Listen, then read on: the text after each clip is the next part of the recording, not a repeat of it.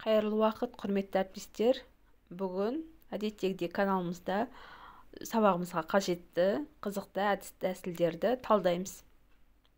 Бүгінгі талдайтын әдісіміз қазына іздеу әдісі деп аталады. Ал енді бұл әдіс өте әмбебап әдіс. Сіз бұны кез келген сабаққа, кез келген пәнге, кез келген тапсырма бағытында қолдана аласыз. Дайындалу өте оңай. Дайындау үшін бізге алтын түсті сандық, яғни біз бұны жылтыр қағаздарды жабыстыру арқылы өзімізге 4 бұрыштық сандық жағып жасап алсақ болады, және әртүрлі формадағы гауһар тастар керек. Гауһар тастарды ламинаттап алсаңыз болады, өйткені көп сабаққа қолдана бересіз. Гауһар тастардың артына біз өзімізге қажетті есебіміз болса, есеп болмаса сұрақ бойынша тапсырмаларды жазсақ болады. Сұрақ қылып тапсырмаларды жазу арқылы гауһар тасты сол мақсатта пайдаланамыз. Мысалы, белгілі бір тақырыпты ашу үшін қолдандық дейді. Мысалы, көбейту кестесін өтіп жатыр 2-ші сыныпта. Мысалы, 2 көбейту 2, 2, 3-тікін, 4-тікін көбейту кестесін жазып, гауһар тастардың артына жазып дайындаймыз. Алтын сандықтарды 3 топқа бөлсеңіз, оқушыларды, сол әрбір топтың алдында бір-бір алтын сандықтан тұру керек.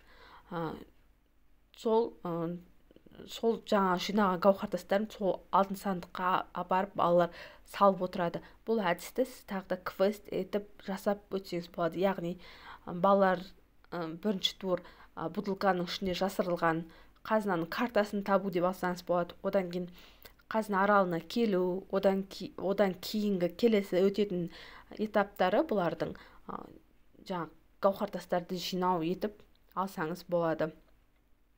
Өйткені балалар жарыс сабақтарды өте жақсы көреді, оны өздеріңіз білесіздер.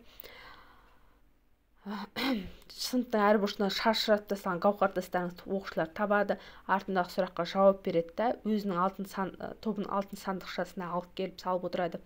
Сабақтың соңында қай топтың алтын сандықшасында гауһар тас көп, сол топ жеңімпаз болып есептелінеді.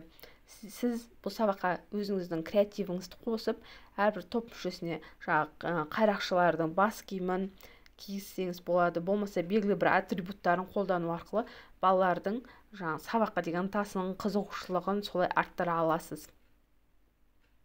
Бала өзін сол экипаждың бір мүшесі ретінде сезініп, іздеуші сезінсе де тамаша.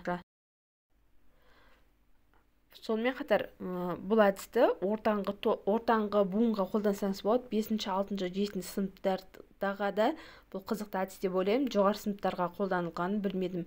Бұл командалық ойын болғандықтан сыныптағы ауызбіршілікті, достықты нығайтады, нағыз драйв сыйлайды, балаларға адреналин сыйлайды. Өйткені тез жүріп сыныптың әрбір бұрышына жасырылған гауһар тастарды іздейді. Оның артындағы сұрақтарға жауап беру бар. Соның бәрі балаларға көзін жандырып, көптеген ізденімпаздыққа, қимыл қозғалыста болғаннан кейін өте қызықты бір жағдайға түсіретін әдіс деп санаймын.